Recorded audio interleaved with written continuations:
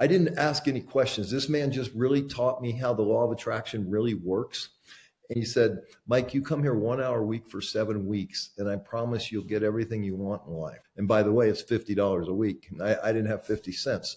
But fortunately, in 1982, we all had a checkbook. And so I just wrote him a bad check and we took care of it later. But here's what he said in a nutshell. He said, listen, first of all, you have to create a balanced life. So we have to break your life into six different areas. You have family, you have career, you have money, you have personal development, you have health. And he said, okay, so what do you want most in your life? I said, well, 2 years ago, I walked out on my 2-month-old baby and her mother, my wife, and I abandoned them. And I tried to get back together, and she wanted no part of that. She hates my guts, but I want to get my wife and my daughter back.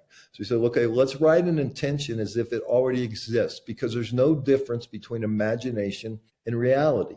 And so I'm sitting there at his kitchen table and just a white piece of paper with a pencil, and I start writing, Lisa and I are so happily married. Now, I know she hates my guts and it feels weird, okay?